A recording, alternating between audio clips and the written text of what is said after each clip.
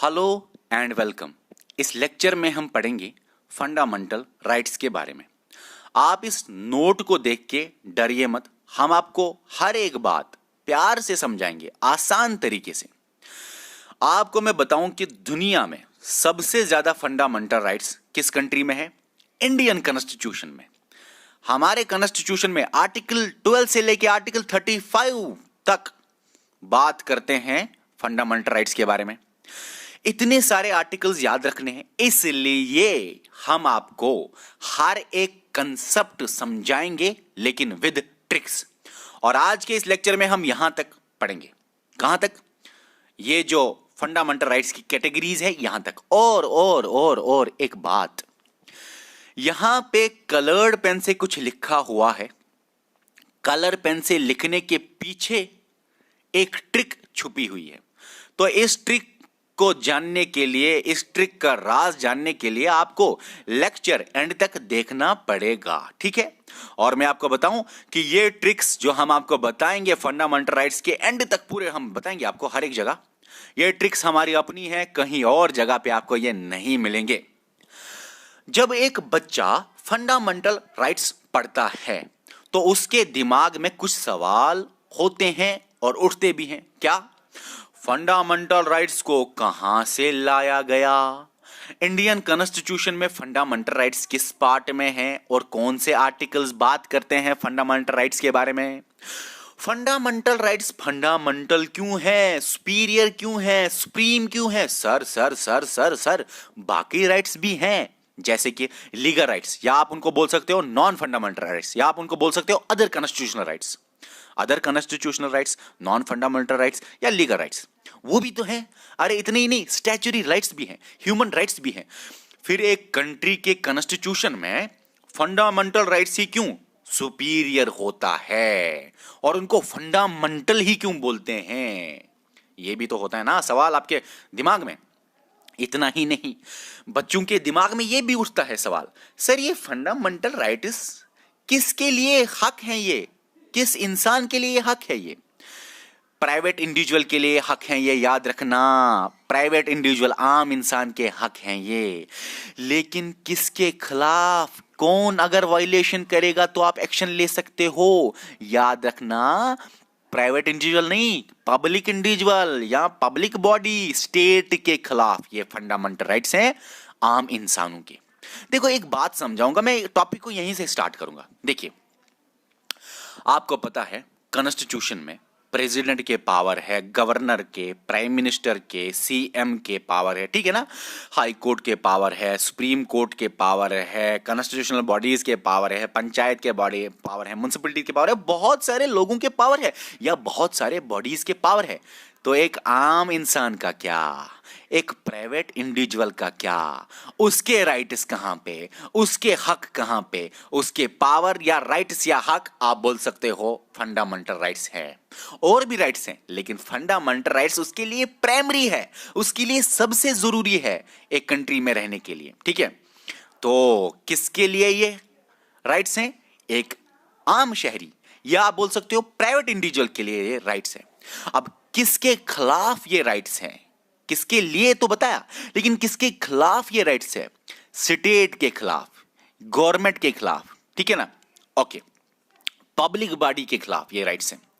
और आपको मैं बताऊं, ये एक जंग है, एक प्राइवेट इंडिविजुअल वर्सेस एक पब्लिक इंडिविजुअल या पब्लिक बॉडी के खिलाफ, के दरमियान, सॉरी।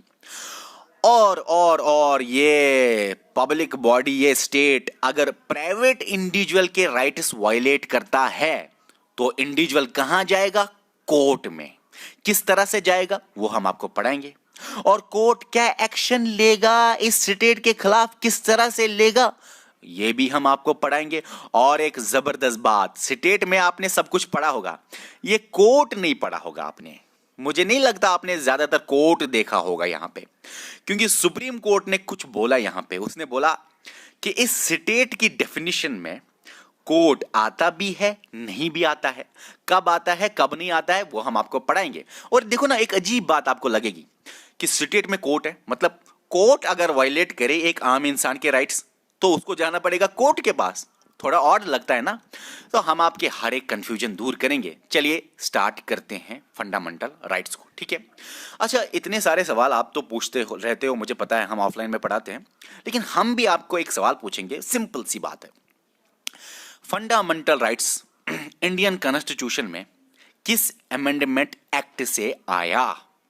तो आपका आंसर कोई अमेंडमेंट एक्ट होगा ना, लेकिन याद रखना, फंडामेंटल राइट्स इंडियन कॉन्स्टिट्यूशन में किसी एक्ट अमेंडमेंट से नहीं आया, किसी एक्ट से नहीं आया। ये फंडामेंटल राइट्स पहले जब कॉन्स्टिट्यूशन बन रहा था तो ओरिजिनली इसको डाला गया पार्ट 3 में, आर्टिकल 12 से 35 तक।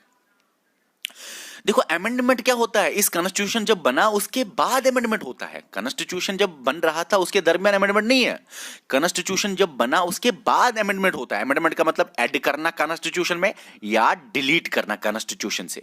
तो फंडामेंटल राइट्स को ऐड नहीं किया गया है। फंडामेंटल राइट्स ओरिजिनली कॉन्स्टिट्यूशन में थे, तो किसी अमेंडमेंट से नहीं आया।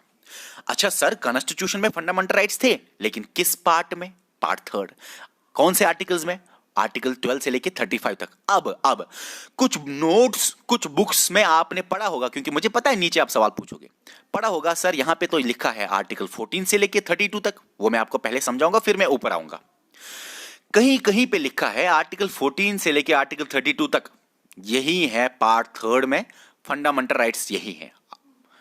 आर्टिकल 14 से लेके आर्टिकल 35 तक, 32 तक सॉरी, ये है फंडामेंटल राइट्स। लेकिन आपको मैं बताऊं, आर्टिकल 12 से लेके आर्टिकल 35 तक फंडामेंटल राइट्स के बारे में बात करते हैं, वो बात अलग है। आर्टिकल 14 से लेके आर्टिकल 32 तक ये एक्चुअल फंडामेंटल राइट्स है। ये जब हम पढ़ेंगे ना नीचे अभी फंडामेंटल राइट्स की कैटेगरीज, तो आर्टिकल 14 से ही स्टार्ट करेंगे, 12 13 से नहीं। फिर आर्टिकल 32 पे ही एंड होगा, 33 34 35 नहीं। तो फंडामेंटल राइट्स की कैटेगरीज से बाहर है ये चीजें। क्यों ऐसा, क्यों सर?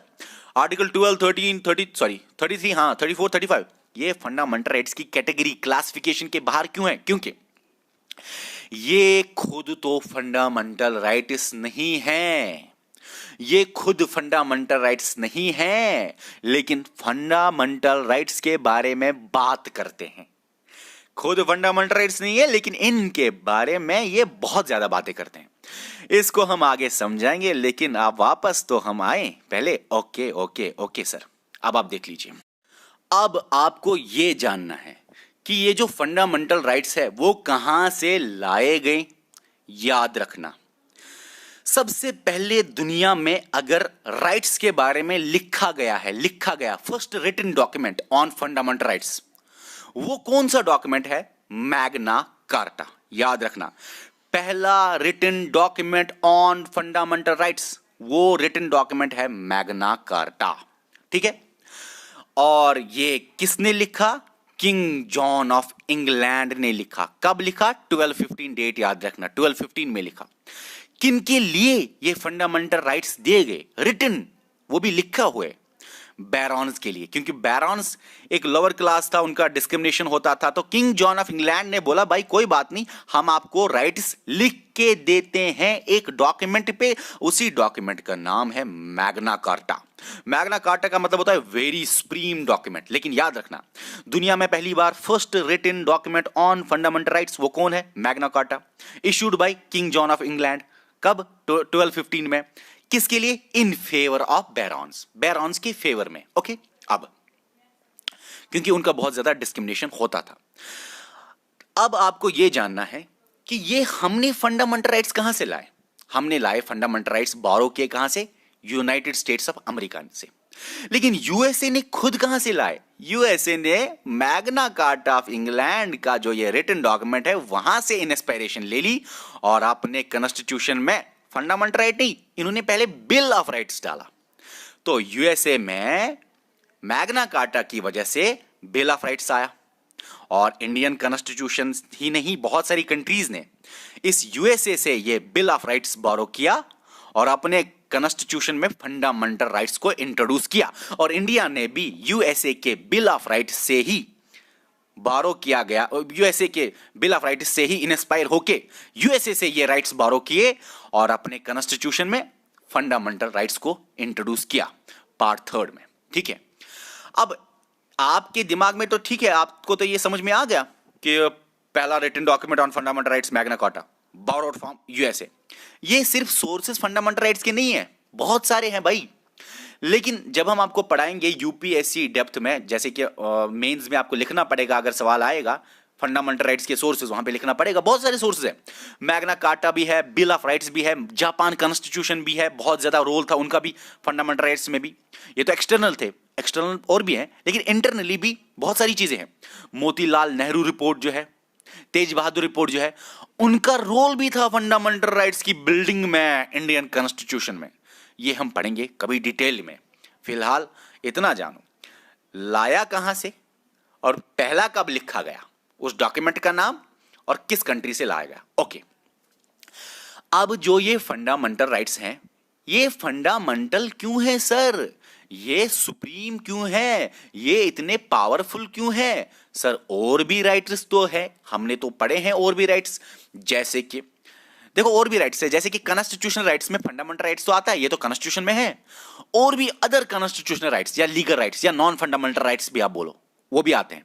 जैसे कि राइट टू प्रॉपर्टी 300A में, right to freedom of interstate trade 301 में, राइट टू वोट 326 में। ये है legal rights, non fundamental rights या अदर कॉन्स्टिट्यूशनल राइट्स, ठीक है ना। अब इसके बारे में मैं आपको अलग से वीडियो दूंगा लास्ट में, डिफरेंस निकालूंगा मैं। लेकिन इतना जानो सिर्फ अभी के लिए कि फंडामेंटल राइट्स होते हैं, लीगल राइट्स होते हैं या अदर कॉन्स्टिट्यूशनल राइट्स या नॉन फंडामेंटल राइट्स होते हैं, और स्टैच्यूटरी राइट्स भी होते हैं। स्टैच्यूटरी राइट्स क्या होता है, जो एक्ट ऑफ पार्लियामेंट से बने या एक्ट ऑफ लेजिस्लेचर से बने, जैसे कि आरटीआई एक्ट की वजह से राइट टू इंफॉर्मेशन, राइट है ना, राइट है। राइट टू मैटरनिटी रिलीफ, वो भी राइट है, लेकिन वो स्टैच्यूटरी राइट्स है। और भी बहुत सारी है, हम इसको अलग से पढ़ेंगे, मुझे लगता है बहुत ज्यादा हो जाएगा ये यहाँ पे नॉलेज, अलग से लास्ट में थोड़ा सा पढ़ाएंगे हम आपको।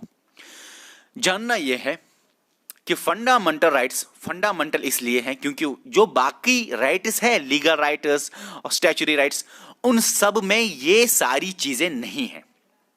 क्या fundamental rights guaranteed bye constitution है, प्रोटेक्टेड बाय कॉन्स्टिट्यूशन है। हालांकि नॉन जो अदर कॉन्स्टिट्यूशन राइट्स भी है वो भी है गारंटीड, प्रोटेक्टेड भी है, लेकिन उनकी उतनी खतरनाक प्रोटेक्शन नहीं है। हम ये सारी चीजें पढ़ेंगे, टेंशन मत आप लीजिए। देखिए, हम फिलहाल फंडामेंटल राइट्स को कवर करेंगे अच्छी तरह। Fundamental rights guaranteed bye constitution है, कॉन्स्टिट्यूशन गारंटी देता है। अगर एक इंडिविजुअल के फंडामेंटल राइट्स वायलेट हुए तो फंडामेंटल राइट्स बोलता है, अगर आपके राइट्स वायलेट हुए तो आपको गारंटी देता है कॉन्स्टिट्यूशन। कैसे? आप जा सकते हो कोर्ट, कोर्ट है गारंटर, कोर्ट तो खुद बोलता है मैं गारंटर हूं, सुप्रीम कोर्ट बोलता है मैं तुम्हारी फंडामेंटल राइट्स का वायलेशन का गारंटर हूं, मैं गारंटी लेता हूं कि आपको स्टेट वायलेट नहीं करेगा फंडामेंटल राइट्स। ये तो आर्टिकल 32 के अंदर सुप्रीम कोर्ट गारंटी देता है। और आप हाई कोर्ट भी मूव कर सकते हो आर्टिकल 226 के अंडर, ये बार बार आएंगे यहां पे भी और भी नीचे। लेकिन इतना जानो, ये तो गारंटीड था, लेकिन प्रोटेक्टेड बाय कॉन्स्टिट्यूशन कैसे सर? फंडामेंटल राइट्स को कैसे प्रोटेक्शन मिल रही है?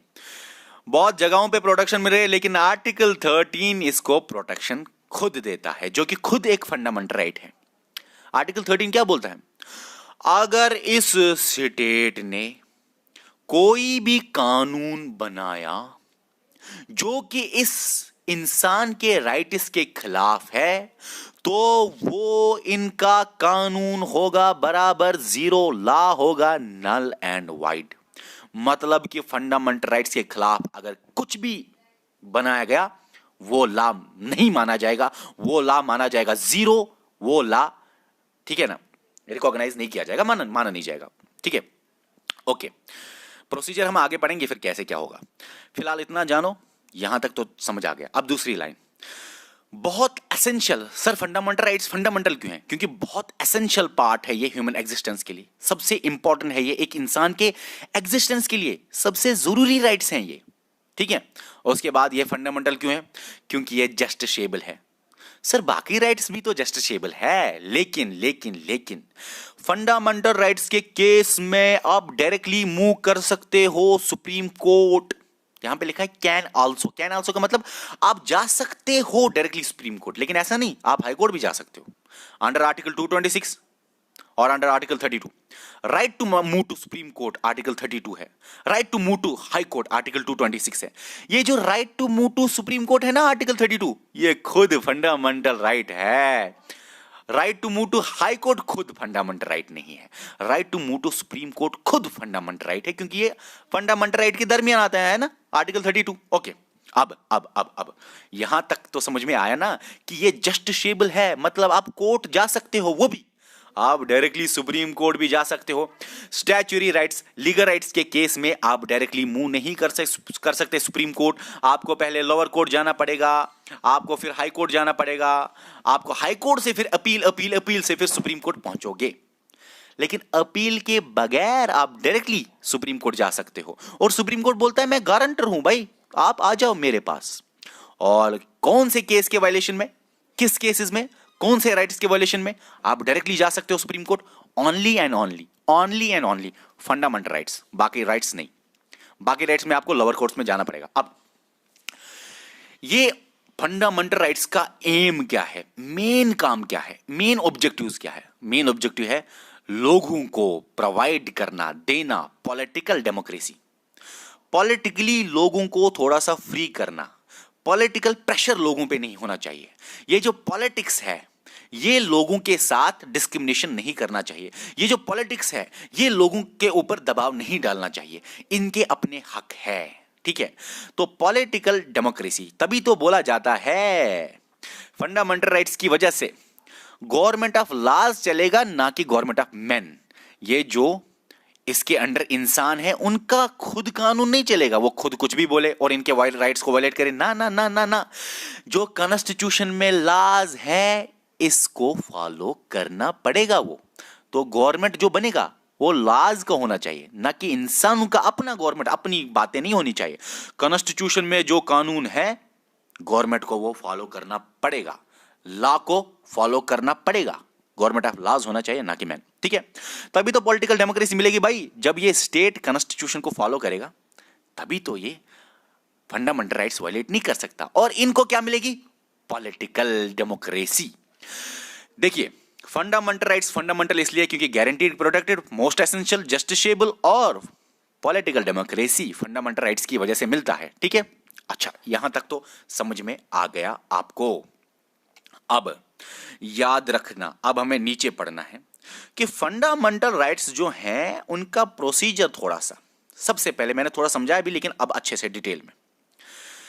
एक इंसान जो है कंट्री में सिटीजन भी होता है, एलियन भी होता है, सिटीजन भी होता है और एलियन भी होता है ना? एलियन क्या है?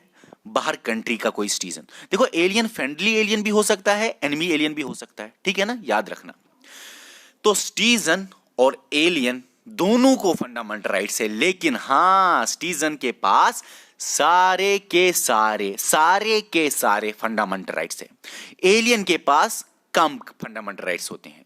जो एनिमी एलियन है ना उसके पास तो बहुत ही ज्यादा कम फंडामेंटल राइट्स होते हैं, हम आगे पढ़ेंगे। जैसे कि मैं आपको बताऊं, सिटीजन के पास जो फंडामेंटल राइट्स है जो कि फॉरेनर के पास नहीं है, एलियंस के पास नहीं है, वो कौन कौन सा है? आर्टिकल 15, 16, 19, 29, 30। फिर से बोलूं, आर्टिकल 15, 16, 19, 29, 30, ये हम आगे भी पढ़ेंगे। तो सिटीजन के पास सारे के सारे फंडामेंटल राइट्स है, लेकिन ये जो मैंने अभी आपको आर्टिकल बोले, ये फॉरेनर या एलियंस के पास फंडामेंटल राइट्स नहीं है। अब इंडिविजुअल के पास ये फंडामेंटल राइट्स हैं, पार्ट 3 में इतने सारे राइट्स हैं, और इंडिया में सबसे ज्यादा ये इलॉबरेट है। मैंने बोला सबसे ज्यादा फंडामेंटल राइट्स कहां पे? इंडिया में। अब इन फंडामेंटल राइट्स को कौन वायलेट कर सकता है? स्टेट कर सकता है वायलेट। और स्टेट की डेफिनेशन किस आर्टिकल में है? इस फंडामेंटल राइट्स के पहले ही आर्टिकल में, आर्टिकल नंबर 12 में स्टेट की डेफिनेशन है। लेकिन याद रखना, आर्टिकल नंबर 12 में स्टेट की डेफिनेशन तो है, सेम टू सेम डेफिनेशन आपको आर्टिकल 36 में भी मिलेगी स्टेट की, जहां पे आपको पढ़ने हैं directive principles of state policy. DPSP का पहला आर्टिकल है 36, फंडामेंटल राइट्स का पहला आर्टिकल है 12। दोनों के दोनों सेम डेफिनेशन देते हैं स्टेट को, एक तीर से दो शिकार। अगर आपने ये पढ़ा तो ये भी हो गया, ठीक है? ओके, अब हम पढ़ेंगे सर आर्टिकल 12 या 36 क्या बोलता है, स्टेट की डेफिनेशन। देखो, फंडामेंटल राइट्स पता है क्या बोलता है? फंडामेंटल राइट्स है बोलता है आर्टिकल 12, पता है क्या बोलता है? आर्टिकल 12 बोलता है जो आप बाकी फंडामेंटल राइट्स पढ़ोगे वो आप मेरे ही खिलाफ पढ़ रहे हो। अगर मैं ही वो आम प्राइवेट इंसान के राइट्स वायलेट करूंगा तो मेरे ही खिलाफ आप जा सकते हो कोर्ट। तो आर्टिकल 12 क्या बोलता है डेफिनेशन में? आप जो बाकी फंडामेंटल राइट्स पढ़ रहे हो वो आप मेरे ही खिलाफ पढ़ रहे हो, वो आप स्टेट के ही खिलाफ पढ़ रहे हो। किन के लिए वो फंडामेंटल राइट्स है? इनके लिए और इनके खिलाफ है, ठीक है। अब कौन कौन आता है स्टेट में, याद रख लीजिए। स्टेट में आता है सेंटर का लेजिस्लेचर एग्जीक्यूटिव, मतलब सेंटर पार्लियामेंट, और एग्जीक्यूटिव मतलब सेंटर गवर्नमेंट। स्टेट का लेजिस्लेचर एग्जीक्यूटिव मतलब स्टेट का स्टेट लेजिस्लेचर, और स्टेट के एग्जीक्यूटिव मतलब गवर्नमेंट या CM, governor, council of ministers, ठीक है, आप कह सकते हो थोड़ा सा ये गवर्नमेंट। अब मतलब central government, state government, central legislature, state legislature, थोड़ी सी फर्क है, वो टेक्निकलिटी में मत जाइए। लोकल बॉडीज मतलब पंचायत, म्युनिसिपलिटीज, ये भी आते हैं स्टेट में। अगर ये सारे वायलेट करें तो आप जा सकते हो कोर्ट। अदर बॉडीज में प्राइवेट इंडिविजुअल भी आते हैं, इसीलिए तो सुप्रीम कोर्ट ने बोला अरे ये एक प्राइवेट इंडिविजुअल के पास राइट्स है, किसके खिलाफ? स्टेट के खिलाफ। मगर किसी केस में प्राइवेट इंडिविजुअल के खिलाफ भी है ये कुछ हक, प्राइवेट इंडिविजुअल्स को। तो प्राइवेट इंडिविजुअल्स के खिलाफ भी है, लेकिन सुप्रीम कोर्ट ने बोला किसी जगह पे, जैसे आर्टिकल 17 में, आर्टिकल 23 में, आर्टिकल 24 में, अनटचेबिलिटी और एक्सप्लॉयटेशन वाले मसले में। तो याद रखना है, नॉर्मली फंडामेंटल राइट्स इसके हैं, इसके खिलाफ है, लेकिन किसी केस में प्राइवेट इंडिविजुअल के खिलाफ भी है फंडामेंटल राइट्स, वो हम देखेंगे लेक्चर के अंदर जब हम पढ़ेंगे, ठीक है। अदर बॉडीज में बहुत सारी बॉडीज आती हैं, वो बॉडीज जो कि गवर्नमेंट के अंडर काम करती है, जिनका फंडिंग गवर्नमेंट करता है, उसके अंडर आती हैं। लेकिन कोर्ट आता है क्या? इसका मतलब क्या है? कोर्ट अगर वायलेट करे फंडामेंटल राइट्स तो मैं क्या कोर्ट के पास जा सकता हूं? सुप्रीम कोर्ट ने इसका जवाब दिया और बोला कोर्ट भी आ सकते हैं जब एडमिनिस्ट्रेटिव पर्पस कोर्ट का हो। एडमिनिस्ट्रेटिव पर्पस का मतलब जब कोर्ट एडमिशंस करे, मतलब एम्प्लॉयमेंट करे, जॉब्स दे दे, ठीक है ना, जब कोर्ट बाकी मसले करे जो एडमिनिस्ट्रेशन में चलता है। लेकिन सुप्रीम कोर्ट ने यह बोला कोर्ट नहीं आएगा जब कोर्ट जस्टिस डिलीवर करेगा, तब यह स्टेट की कैटेगरी में नहीं आएगा। फॉर एग्जाम्पल, कोर्ट ने बोला किसी को आपको 10 साल की सजा, जस्टिस डिलीवर कर रहा है ना, तो वो बंदा बोलेगा अरे कोर्ट, मैं तुम्हारे खिलाफ जाऊंगा दूसरी कोर्ट में, आपने मेरा फंडामेंटल राइट वायलेट किया, आपने मेरा राइट टू मूवमेंट वायलेट किया, right to speech and expression मेरा वायलेट हो जाएगा, मेरी बहुत सारे राइट्स वायलेट हो जाएंगे यार, मेरा राइट टू इक्वालिटी वायलेट हो रहा है, और भी बहुत सारी चीजें। तो इसीलिए सुप्रीम कोर्ट ने बोला देखो कोर्ट्स स्टेट में तब आएंगे जब ये एडमिनिस्ट्रेटिव पर्पस के लिए काम करेंगे, जैसे ट्रांसफर करना, जॉब्स देना कोर्ट्स में, और बहुत सारी चीजें।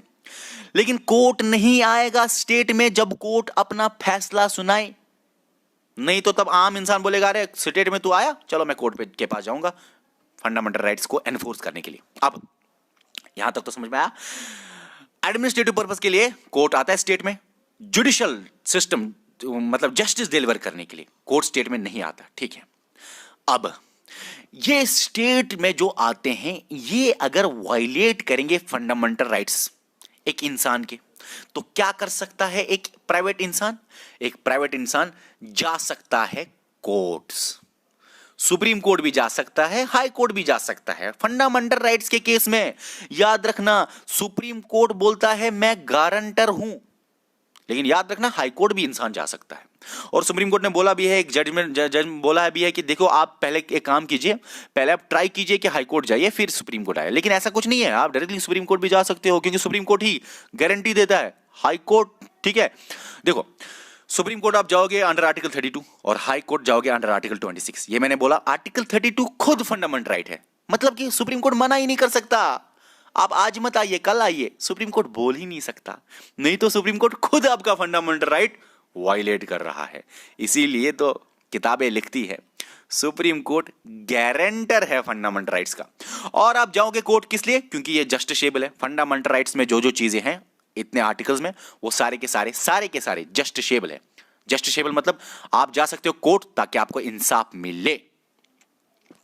चलिए आप सुप्रीम कोर्ट गए या हाई कोर्ट गए, दोनों कोर्ट्स में आप चले कहीं भी गए, लेकिन सुप्रीम कोर्ट और हाई कोर्ट दोनों के दोनों सेम किस्म के रिट्स इशू करते हैं फंडामेंटल राइट्स के वायलेशन जो है उसको एनफोर्स करने के लिए। मतलब कि फंडामेंटल राइट्स का वायलेशन जो हुआ स्टेट ने किया तो कोर्ट इशू करेगा writ against state. Article 32 supreme court करेगा, आर्टिकल 226 हाई कोर्ट करेगा इशू रिट्स। ठीक है, under article 222 high court, under article 32 supreme court issue करेगा रिट्स। और रिट्स किस तरह के होते हैं वो हम आगे पढ़ेंगे, लेकिन रिट्स यहीं पे आप रख लीजिए, इसके खिलाफ एक्शन है ये रिट्स शॉर्ट में। ठीक है, अच्छा अब आप मुझे बताइए कि ये स्टेट जो है वो इनके हक नहीं छीन सकता, तो गवर्नमेंट और बाकी एमपी एमएलएस बाकी मतलब जो भी हैं उनके ऊपर दबाव है, लिमिटेशंस है, रेस्ट्रिक्शंस है। इसीलिए इसको बोला जाता है फंडामेंटल राइट्स को कि ये नेगेटिव हैं, मोस्टली नेगेटिव हैं। किसी किसी जगह पे ये स्टेट को पावर भी देते हैं। क्या आप पार्लियामेंट को पावर देते हैं, लास्ट वाला आर्टिकल, क्या आप कोई कानून बनाए इसके रिलेटेड बताऊंगा मैं आगे थोड़े थोड़े आर्टिकल्स, लेकिन मोस्टली स्टेट को रेस्ट्रिक्ट करते हैं ये फंडामेंटल राइट्स, इनके पावर्स को लिमिट करते हैं, इसलिए ये मोस्टली नेगेटिव है। कहां कहां पे पॉजिटिव है अंदर हम देखेंगे, लेक्चर मेरे हिसाब से बहुत बड़ा बनेगा फिर। ठीक है, अच्छा उसके बाद यहां पे याद रखना, अब एक बात कहूंगा सर बहुत इंटरेस्टिंग बात, बहुत जबरदस्त बात। आप मुझे बताओ, इसने आपको वायलेट किया फंडामेंटल राइट, प्राइवेट इंसान जा सकता है कोर्ट ताकि इसको सजा मिले, सिंपल सी बात है। लेकिन अगर आपने ही प्राइवेट इंसान ने ही इसके राइट्स वायलेट किए तो ये कोर्ट जा सकता है क्या? सुप्रीम कोर्ट जा सकता है क्या? ये भी सवाल है, याद रखना। अगर एक प्राइवेट इंडिविजुअल स्टेट को वायलेट करता है, उसके राइट्स वायलेट करता है, जो हम राइट्स पढ़ेंगे जितने भी राइट्स हैं, तो स्टेट आर्टिकल 32 के अंदर कोर्ट नहीं जा सकता, स्टेट कॉन्स्टिट्यूशनल रेमेडीज के अंदर कोर्ट नहीं जा सकता, उसको कॉन्स्टिट्यूशनल रेमेडीज अवेलेबल नहीं है। मतलब यहां पे स्टेट के पास पावर ज्यादा नहीं है, वो सुप्रीम कोर्ट नहीं जा सकता, वो कॉन्स्टिट्यूशनल, आपको पता है ना सुप्रीम कोर्ट जाना आर्टिकल 32 में आप पढ़ोगे, right to constitutional remedies article 32, तो इसके पास ये राइट नहीं है। आगे हम पढ़ेंगे 32 में, हम अच्छी तरह पढ़ेंगे। वैसे भी ये सारी चीजें जो आप अभी देख रहे हो ना, ये आपको कभी ना कभी रिपीट में हो जाएंगे, लेकिन आइडिया होना चाहिए ना दिमाग में। ओके, तो स्टेट आपने वायलेट किया स्टेट को, स्टेट बेचारा कॉन्स्टिट्यूशनल रेमेडीज नहीं ले सकता। हाँ, ऑर्डिनरी लीगल रेमेडीज की तरह से ये जा सकता है लोअर कोर्ट्स में, फिर अपील जाएगी, फिर अपील में सुप्रीम कोर्ट तक पहुंच सकती है बात, मगर स्टेट को पावर ज्यादा नहीं दिया गया है। यही दिखा रहा है यहां पे कि ये कॉन्स्टिट्यूशनल रेमेडीज नहीं ले सकते। ओके, यहां तक समझ में आ गया। अब आप मुझे बताइए कि लोगों के पास फंडामेंटल राइट्स आ गए, तो एक इंसान बोलेगा अरे मैं हूं, मैं ऊपर से मैं सिटीजन हूं इंडिया का, मेरे पास सारे के सारे फंडामेंटल राइट्स है, अब मैं कुछ भी करूंगा, right to speech and expression, मैं तो बोलूंगा, मैं तो कुछ भी बोलूंगा। इसके पास ये एब्सोल्यूट नहीं है, ये आपको याद रखना है। ये इसके पास फंडामेंटल राइट्स बहुत सारे हैं, जैसे कि राइट टू असेंबल, लेकिन वो हथियार लेके असेंबल नहीं हो सकता। मतलब कुछ रेस्ट्रिक्शंस है इंसान को भी। स्पीच एंड एक्सप्रेशन तो है, लेकिन वो किसी भी चीज पे स्पीच एंड एक्सप्रेशन नहीं दे सकता जिसकी वजह से unity, integrity, security of India खतरे में आ जाए, पब्लिक ऑर्डर, पीस खतरे में आ जाए, लार्जर पब्लिक इंटरेस्ट के खिलाफ वो बात हो जिसकी वजह से पूरा हलचल मच जाए कंट्री में। तो ऐसा एक इंसान नहीं कर सकता स्पीच में। मतलब कि राइट्स हैं, लेकिन 100% नहीं है, एब्सोल्यूट नहीं है। एब्सोल्यूट का मतलब 100% नहीं है, बस क्वालिफाइड है। क्वालिफाइड मतलब अच्छे खासे लेवल पे राइट्स हैं, ठीक है ना।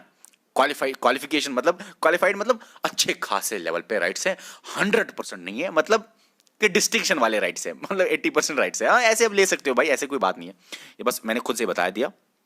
क्वालिफाइड मतलब ठीक ठाक लेवल पे राइट्स हैं, 100% नहीं है कि ये कुछ भी करे, कहीं भी जाए, कुछ भी बोल सके, ऐसा नहीं है, ठीक है। अब आपको मैं बताऊं एक बात, इंडिविजुअल अगर प्राइवेट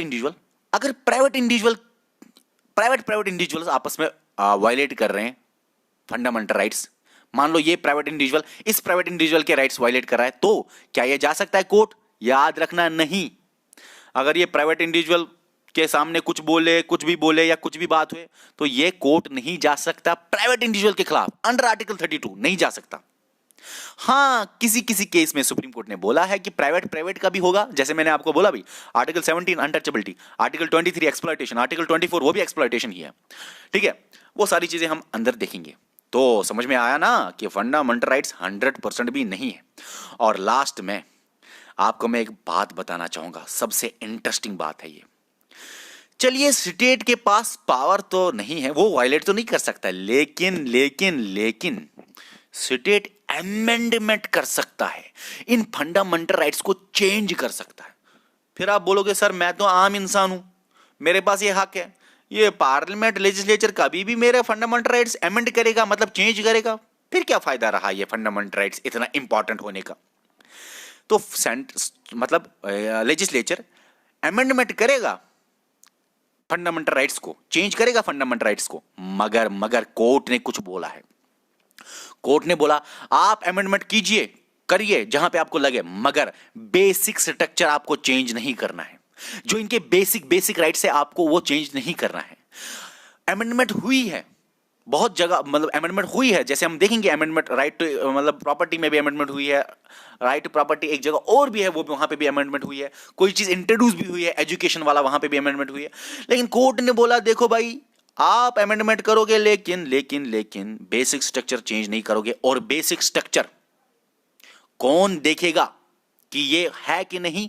कोर्ट देखेगा। याद रखना हर जगह कोर्ट ही है, यहां पे भी रेस्ट्रिक्शंस, इनके पास एब्सोल्यूट राइट्स नहीं है, क्वालिफाइड राइट्स है, मतलब स्टेट इनके ऊपर थोड़े से रेस्ट्रिक्शंस लगा सकता है, रीजनेबल रेस्ट्रिक्शंस लगा सकता है। मतलब हाँ भाई आप असेंबल हो जाइए मगर हथियार लेके नहीं, आप स्पीच एंड एक्सप्रेशन दीजिए मगर सिक्योरिटी पे मसला नहीं आना चाहिए। मतलब रेस्ट्रिक्शन स्टेट इन पे लगा सकता है थोड़ा सा, और रीजनेबल रेस्ट्रिक्शन ही लगा सकता है। और वो कौन देखेगा कि ये रेस्ट्रिक्शन रीजनेबल है कि नहीं? कोर्ट।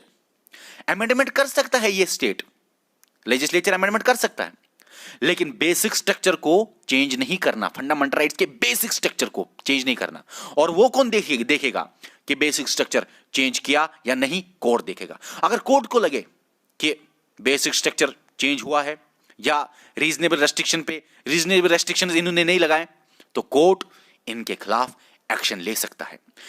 जो इन्होंने कानून बनाया अमेंडमेंट से, कोर्ट बोल सकता है वो कानून है नल एंड वाइड, वो कानून जीरो है। कोर्ट के पास पावर है इनका किसी भी कानून को अनकॉन्स्टिट्यूशनल करार देना, तो कोर्ट एक्शन ले सकता है। ठीक है, यहां पे आते हैं ऊपर। अब तो एक इंसान के पास एब्सोल्यूट राइट्स नहीं है, वो तो हमने देखा, लेकिन यहां पे ये आपको जानना जरूरी है कि इंसान के पास ये राइट्स परमानेंट भी नहीं है। क्यों सर, क्यों परमानेंट नहीं? क्योंकि स्टेट अमेंडमेंट कर सकता है ना, तो आपके पास ये परमानेंट कहां पे हो गए यार? तो ये परमानेंट नहीं है, मतलब चेंज हो सकते हैं अमेंडमेंट से। हाँ, वो बात अलग है, बेसिक स्ट्रक्चर चेंज नहीं होना चाहिए, कोर्ट डिसाइड करेगा। और आप पे के फंडामेंटल राइट्स परमानेंट नहीं है, आपके फंडामेंटल राइट्स कम हो सकते हैं। कैसे? जब इमरजेंसी लगे, आपके फंडामेंटल राइट्स उस टाइम सस्पेंड भी हो सकते हैं। कब सस्पेंड होंगे? जब इमरजेंसी लगे। ये सारी चीजें हमने पढ़े, अब हम यहां पे देखेंगे ट्रिक। अब हम पढ़ेंगे फंडामेंटल राइट्स की कैटेगरीज, क्लासिफिकेशन, जो कि पहले 7 फंडामेंटल राइट्स की कैटेगरीज थी, अब 6 फंडामेंटल राइट्स की कैटेगरीज है। एक फंडामेंटल राइट की कैटेगरी डिलीट हुई है, राइट टू प्रॉपर्टी। बात करेंगे हम इस बारे में। अब सबसे पहले मैं आपको बताऊं, आर्टिकल 12 स्टेट है, स्टेट की डेफिनेशन है। आर्टिकल 13 क्या है? देखो, आर्टिकल 12 तो मैंने आपको समझा दिया, आर्टिकल 13 क्या है? आर्टिकल 13 आपको ऊपर भी देखने को मिल गया यहां पे, जब मैंने आपको बोला प्रोटेक्ट करता है, ये फंडामेंटल राइट्स प्रोटेक्टेड है बाय कॉन्स्टिट्यूशन। वो खुद एक फंडामेंटल राइट है जो इनको प्रोटेक्शन देता है। क्या प्रोटेक्शन देता है? आर्टिकल 13 बोलता है, article 13 actually negative definition of law देता है, लॉ की डेफिनेशन नहीं देता कि लॉ क्या है। आर्टिकल 13 बोलता है लॉ क्या नहीं है, नेगेटिव डेफिनेशन ऑफ लॉ इसको बोलते हैं। आर्टिकल 13 क्या बोलता है? लॉ क्या नहीं है, मतलब अगर कोई भी कानून पार्लियामेंट या लेजिस्लेचर ने बनाया और वो कानून इन फंडामेंटल राइट्स के खिलाफ था, वो कानून अगेंस्ट दीज फंडामेंटल राइट्स था। जो लॉ बनाया गया वो अगर इनके खिलाफ था तो वो लॉ नहीं माना जाएगा। नहीं माना जाएगा मतलब वो लॉ नहीं है। Article 13 negative definition of law देता है। लॉ क्या नहीं है, ठीक है? कौन सा लॉ नहीं है? अगर कोई पार्लियामेंट ने लॉ बनाया लेकिन फंडामेंटल राइट्स के खिलाफ में था। आर्टिकल 12 और 13 को हम अच्छी तरह कल से पढ़ेंगे, क्योंकि कल से हमें यही पढ़ना है, आर्टिकल 12, 13 और बाकी चीजें। लेकिन इस लेक्चर में हम आपको थोड़ा सा ट्रिक अब बताएंगे, बहुत आसान है। आर्टिकल 14 से लेकर 32 तक हमें पढ़ने हैं ट्रिक्स, उसके बाद हम पढ़ेंगे 33, 34, 35, हर एक बात हम कल पढ़ेंगे। लेकिन अभी ये ट्रिक्स समझो। ट्रिक क्या है? सबसे पहले आप जब किताब खोलोगे, कॉपी खोलोगे, तो आपको लिखना है EFE। याद रखना, बहुत आसान है ना। EFE, सिंपल सी बात है, लिखा आपने, ओके। उसके बाद आपको क्या करना है? आपको लिखना है EQUAL equal, FRE free, EX भी एक वर्ड है ना, FRE ये भी एक वर्ड है। यहां तक समझ आया? उसके बाद हम बाद में करेंगे। देख लीजिए, right to equality EFEF, right to equality, right to freedom F वाला, right against exploitation EX, right to freedom of religion FRE। ये सर क्या लिख रहे हो आप? समझ नहीं आया अभी? देखो EQUAL कितने हैं? 5 है ना, 5 है ना। EQUAL कितने हैं? 5 है ना, 5 लेटर्स। आर्टिकल 14 से गिनिए 5, वो आएंगे राइट टू इक्वालिटी में। 1 2 3 4 5, आर्टिकल 14 से 18, सिंपल है।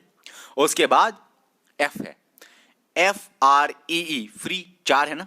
अरे फ्री वर्ड है ना, इक्वल वर्ड है ना, एक्स वर्ड है ना, एक्स सर्विस में एक्स भी वर्ड है, फ्री भी वर्ड है ना, ये सारे वर्ड हैं।